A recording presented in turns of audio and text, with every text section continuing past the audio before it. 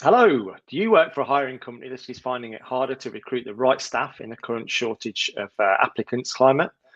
Making mistakes in the hiring process will make that task even harder. So join us today to find out what mistakes to avoid and give your company a leg up on hiring the right person for the right job. Welcome to Macstaff Live. My name is Martin Crowson, and as always, a big welcome to Macstaff MD Anthony McCormack. Hey Martin, how are you doing? Good to see you Good, again. thank you. Excellent, cheers. Yeah, looking forward to this one. As there's a war for talent, and we all need all the help we can get to secure the right people, I think. Absolutely. Just a reminder before we do start, if you've not subscribed to the Macstaff YouTube channel yet, please hit that subscribe button. The notification bell will also help you know whenever any new broadcasts are coming up in the future. So let's crack straight on, Anthony, and let's start with a little bit of background to the current economic climate from yourself to just be a scene setter, I guess, to what we're going to discuss today. Over to you. Yeah, well, it's been very kind of dynamic, kind of chaotic market, I think, as things fell off the cliff in the kind of pandemic and subsequent recession, but they've come kind of roaring back, and we're on the upward kind of swing now, which kind of sounds good, but it does mean that there's a massive skill shortage, like across all disciplines and regions, really. In the UK where we're broadcasting from, but I'm hearing similar from kind of US and Asia as well. So there's, broadly speaking, less candidates, although not massively amount less, because there's something called the great resignation, whereby lots of people are looking to move jobs and are potentially open to suggestions. We have lost some kind of applicant or labour pool through things like EU migration, kind of people going back home, early retirements and things like that. But it's not the physical lack of candidates in terms of numbers that's the main problem. It's just the competition. There's a dramatically larger amount of jobs in the market, so there are people out there, but they're discerning buyers, if you like. The power's on the other foot, not the hiring companies. It's the job seekers. They're essentially interviewing employers for which one to pick and go to, rather than the other way around. So purpose of today, I suppose, is like give that kind of wake-up call, nudge, and hopefully some useful advice to hiring managers and HR professionals that are competing in this war for talent. And I imagine, as we will be going on, that you've seen plenty of these examples as we go on about things, those errors and mistakes that hiring companies do make, because you've been basically seeing them for the last 20 years. Yeah, I've been around the block, and it's a dynamic market. Things kind of shift quite dramatically from year to year, and companies need to respond accordingly. I suppose bigger picture, we're looking to attract the right people, and and the key is in that word attract, isn't it? So company would ideally have an excellent kind of reputation and brand, although those things, like reputation and culture can't be changed overnight, but that's the I suppose the foundation. But then it's about making sure that people who are maybe attracted or open to your company and your brand, that there aren't barriers to those people applying and kind of going through your kind of recruitment process. We're probably coming on to this, but I suppose the broad theme is, like, is it applicant friendly? Have you looked at things from the candidate's point of view? Like, is it an attractive job, but is it an appealing process as well? Sure. Is it kind of easy, open, friendly?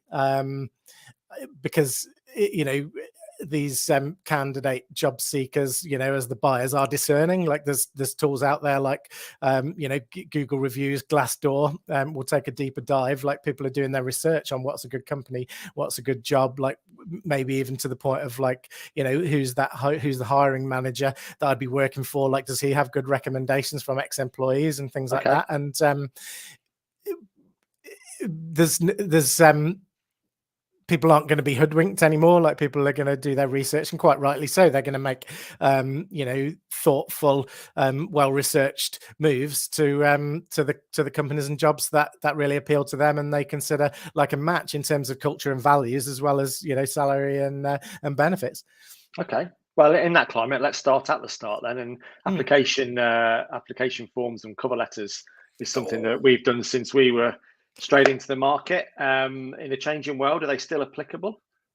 Yeah, that's the thing, isn't it? That's the danger of doing what we've always done just because we've always done it, and those are two items that could definitely be kind of changed or just removed from the hiring process. I think that there's plenty of recruitment memery out there online, about the they're like, when you get asked to transpose what you've already kind of put in the CV or on your LinkedIn profile into a boring application form just for the company's own kind of bureaucratic reasons. I suppose I'm like being overly scathing, but do you really need an application form? And when somebody's essentially giving their GDPR consent by sending their CV into you anyway, maybe you could just do one simple form for the successful candidate after the fact. So definitely not application form, and cover letter. Again, I'd question, why would you throw in another hurdle, another barrier, to somebody making that initial application? There's plenty of options that they have out there where they won't have to craft something, bespoke. I'd argue that whilst some of that information in the cover letter is useful, and it'll be things like what's your motivation for moving, what's your salary expectation, notice period, why you're interested in our opportunity and things like that. You could have that in some kind of a two-way dialogue, like maybe a chat bot, but hopefully an actual phone call. Whereas you say, saw your CV, definitely interested in shortlisting you. I wonder whether we could have a 5-minute chat about, some other some other aspects, and then you can harvest that extra information that you would get from the cover letter, but you've created that kind of warm, friendly touch point that will hopefully keep a candidate engaged in your process thereafter, and allay any of their concerns out of the gate as well. In terms of application forms, I nearly forgot, but believe it or not, I sort of read something the other day, from a reputable recruitment source. It's like, it says 9 out of 10 people who start an application form online don't finish it. So really, that high? Yeah. Why would you throw 90% of your viable candidates in the bin, and that one who completes it, like, what's the chances that person's going to be the best candidate? Like zero. Because the most popular and the most discerning candidates have got the most options, and they're just not going to do a difficult process anymore. So just quickly on that same subject, it's okay you coming on and saying that this is the way forward now, but what are you actually seeing within the market? Are hiring companies actually making those changes you suggest, or are we still stuck in this necessity for application forms and cover letters simply because it's been so ingrained in the process for so long? Yeah, so it's a mixed bag, and hence why we kind of dreamt up to do this live specifically. I think in that some companies I think do need that kind of shake to break from the previous protocol. But yeah, there's lots of companies that have flexible, candidate friendly processes, and that tends to be the companies that have a good employee kind of culture and high retention anyway. Those forward thinking, thoughtful companies who want to be a first choice employer, as well as having a good company reputation in general. There's certainly some examples of companies that I do still work with, but also counsel on room for improvement, if you will. There's, I think, just one firm actually who insists on an application form being part of the process, and I do lose out on candidates who just kind of look at me kind of gone out and say, well, what's the point in doing that? All the information's on my CV, isn't it? It's like, yeah, kind of is actually. So there's some people who still like what they like, and I suppose it allows them to view candidates on a a like for like basis and things like that. So, but yeah, definitely don't recommend the application form. What else had I kind of jotted down beforehand? I'm dealing with an excellent, reputable company in an engineering sector that always do an online skills assessment before the online interview. I'd argue that it'd be much more kind of friendly, appealing, and open to have it the other way round. But they find that the technical aptitude test is actually at least as important as what the candidates say at the interview, which is essentially an act sometimes, isn't it? And from their point of view, it's more efficient. They only want to speak to the people who are capable of doing the job. So I mean, there's an argument for that way around, but are you missing some of the excellent people because they just won't do like a skills assessment with a company that they may not even like really want to pursue? They might not like the the hiring manager or whatever. It's like if I was advertising for like a girlfriend or something like that, there probably wouldn't be many applications anyway. It's not an attractive prospect, but they're certainly not going to do like some kind of a cookery assessment like as part of my selection process, are they? And silly example, but let's keep that in mind. It's like the candidates are the ones that are shopping around for their best options, not necessarily the other way around. Okay, and that takes us a little bit onto the next subject I'd like to get onto, and that's how long the process is, the hiring process, and how many stages are involved in that. Do you find at the moment there are issues with people dropping out because there are simply too many stages and too many things to do before the company will consider those for a position?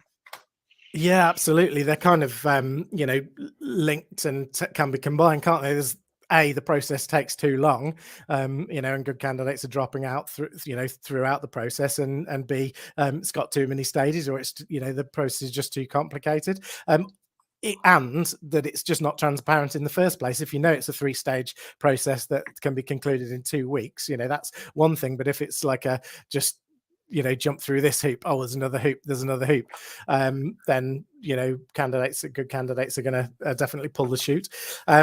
So I always encourage companies to design the process like hopefully a candidate-centric process whereby what it is, how long it's going to take, what the stages are. You can be transparent about that in the beginning, and if there's stages that can be compressed or done from home or just ruled out entirely, like application forms, then definitely do that. You want to get to the point where you can make a quick decision and be decisive and try and secure the right candidate. It's like if you go and meet manager A and they say, yep, like that person, like let's schedule to meet manager B, and then there's still another stage after that. Like, could you not have had a panel interview just by combining diaries, or if interview A is going really well, you can and you've probably preempted this with the candidates beforehand already, but if it's going well, can we introduce you to another manager and do that second interview while you're on site on the same day?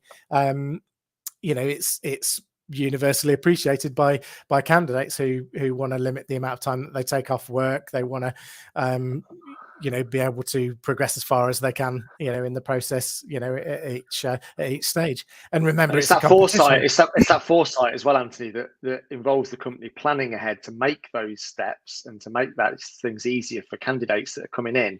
That really makes companies shine out, I guess, as opposed to ones who are going through a rushed process and are sort of reactive to whatever's going on. Yeah, absolutely. And if they genuinely need somebody in to start in 2 months' time, or ideally 1 month's time, because somebody's already handed in their notice, then how literally what's the sequence and time frame going to be? Like, are you being realistic when's your advertising or your engagement with recruitment agencies? When you're reviewing CVs, when are you doing first and final stage interviews? Like, and if you successful in making an offer, like will the person be able to accept immediately? What's their notice period? Is it 1 month, 3 months? And you've got to work back from the target date of the employee starting to make sure that you can get your process done. And if you can't, maybe you can, like we're saying, amend or compress the process to suit.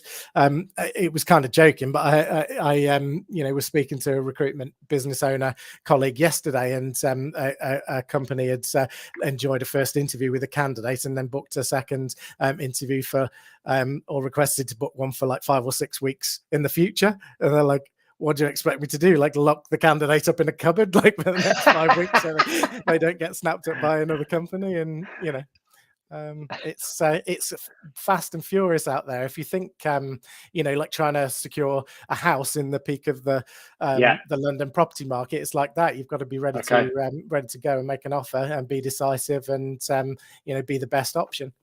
Yeah, it's a good analogy, and I guess companies will learn by their mistakes very, very quickly in this current market as well. And I have some examples of companies that have done really well as well. Like some have definitely kind of woken up and smelt the coffee, and sometimes for a needs must, to fill difficult positions, they are kind of moving kind of aggressively, if you want to call it that, to secure people. I've got a process that's been going on for a kind of a senior specific engineer. I won't say the sector, but this guy was in Mexico when I received his application, and looks really good relocating back to the UK. The prospect employer actually agreed to do a WhatsApp call with this guy because the Wi-Fi is so bad in the local area, couldn't do a Teams call or anything like that, and they've had a chat with him, covered everything that they feel is necessary to establish the match, and it's been offered and accepted after that initial telephone call.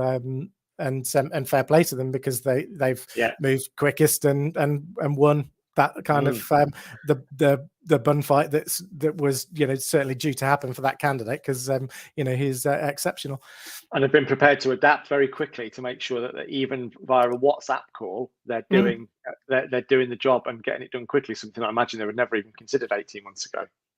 Absolutely, yeah. And fair play to them. They're building a growing business. They've got a technical products scaling up, and the people that are going to kind of be the foundations to underpin that growth are probably the most important thing for the business. And that's often the case, and let's treat the people in the process accordingly. They're the future of your business. There are certain companies who require any candidate to do a hell of a lot of work during that whole process. Is that something that's accepted by most people these days, or is that something that there is kickback on and companies are having to adapt? And I'm talking specifically about the come in and do an hour-long presentation to us, and then have a panel interview, and then do a group exercise. It can take people all day to do those sort of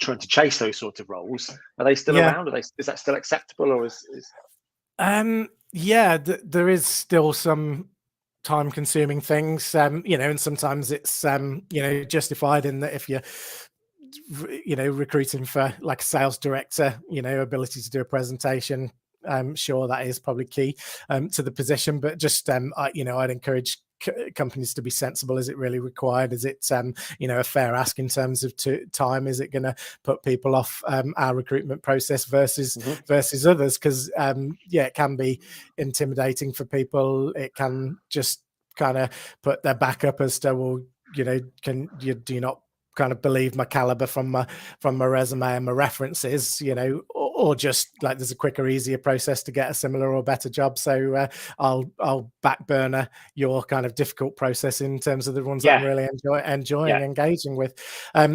There's a company that I'm recruiting that employs service engineers. And, despite my kind of advice along these lines and recommendations, they have a presentation as part of the second interview stage. I have had several said that they don't want to do that, or not comfortable doing that, or why is that in the process, and have pulled the plug. I think that they're looking to ascertain, like credibility and customer service skills to the client, but there's perhaps other ways of establishing that. Either presumably by the time it's got to a second interview, they actually already like that candidate, and those candidates then pulling the plug because of that process they've got to go through. Yeah, and I think sometimes the old school logic as well is that let's put candidates through their paces and separate the wheat from the chaff, and all this, and that people do drop out, but then people justify that's happened by saying, well, they obviously weren't that serious. They weren't that interested after all, and kind of, but you put them off, haven't they? It's a dance, like it's courting. Of course, you're going to want to make sure that somebody meets your criteria and that you're hiring the best person. But while you're at it, you're also appealing to that person. You're kind of rolling out the red carpet for them. You're or you should be, like, it's a two-way street. You should be selling your company and the opportunity as much as the candidates selling their skills and experience.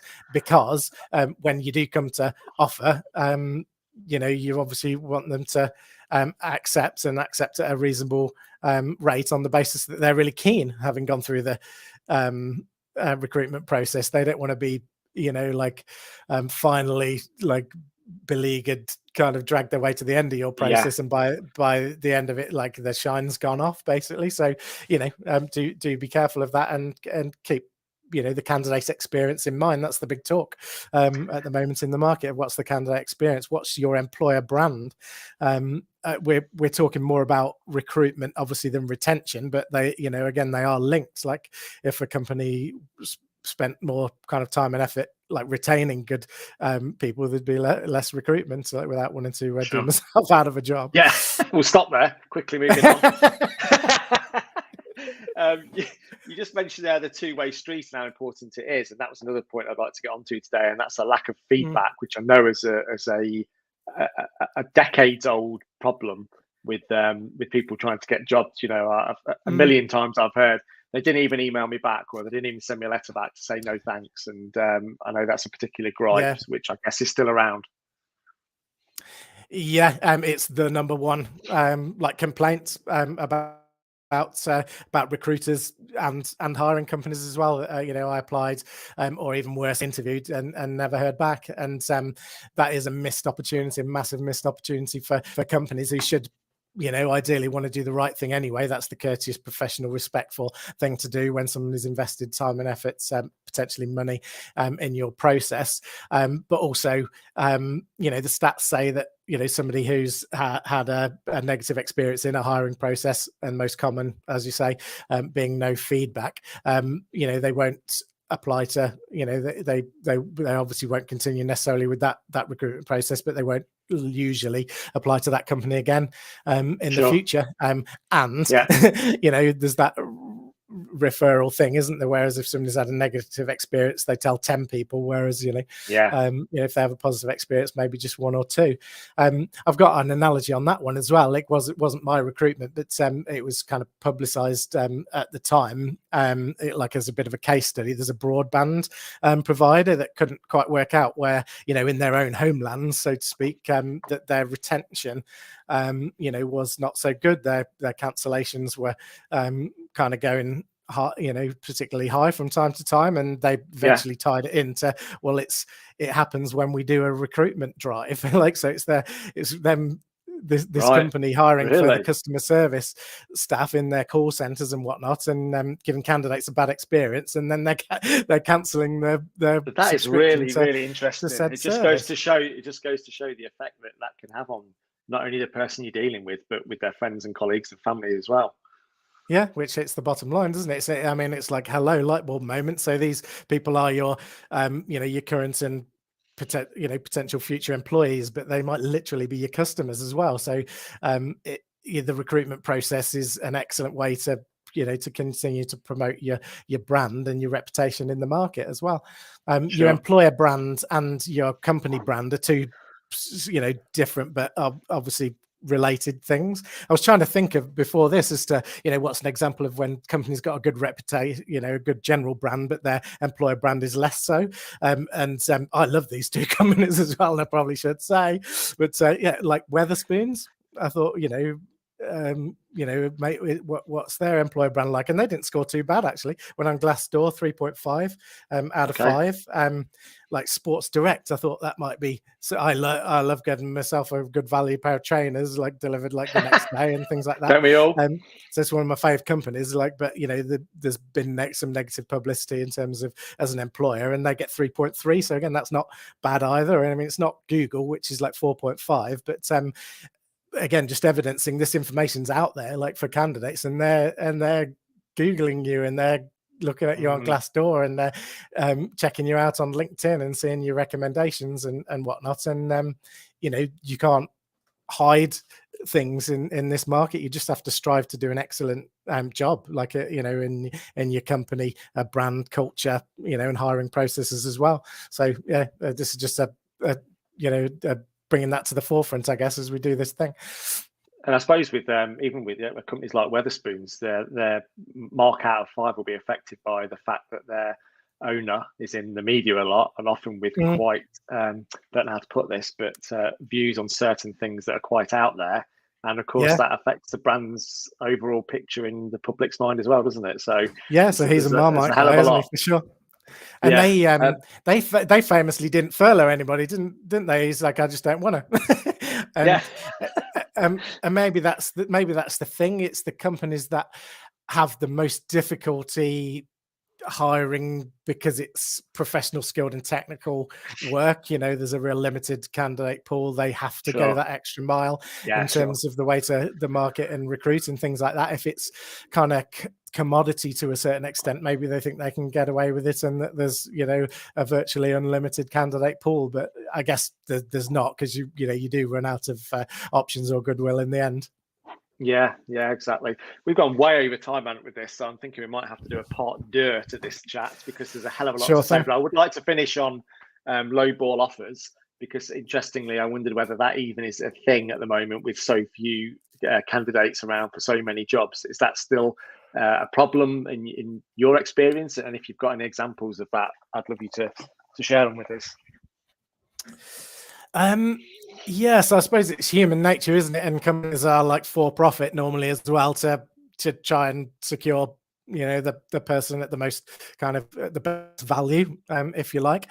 So that is still a consideration. But I think no is the answer.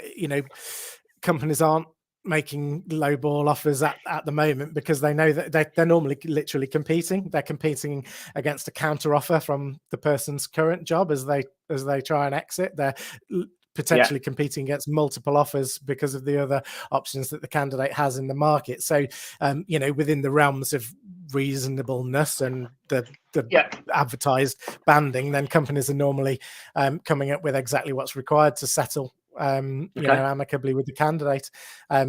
My encouragement, and it's increasingly being listened to because it's so competitive, is that just don't do a lowball offer. It's not like purchasing another kind of commodity, because if you make a lowball offer and offend the candidate, it might be too late to bring it up and suddenly offer like 5 or 10 grand more, because it's like, well, you just disrespected and devalued me in the initial offer. I'm going to go with another company that's been way more straightforward and potentially generous out the gate. So it's not quite like that. It's not quite like the house buying game, is it, where somebody might dump a ridiculously low offer in on you and you're sort of offended, but then they come back and you're like, oh, okay, that's fine.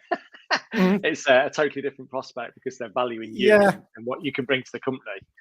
Exactly. So it's a lot more personal, and it's an ongoing relationship that you're potentially starting with that person and that company, isn't it? It's not a transaction, whereas both sides then walk away afterwards. So it is a relationship, and I'd encourage clients and obviously candidates to treat it as such. And it's a small world. If it doesn't work out in this hiring process, with that candidate and client, you're potentially going to meet the same person, like a month, a year down the line, like another place and time. So treat everybody as you would like to be treated yourself, I guess, is a kind of good philosophical advice.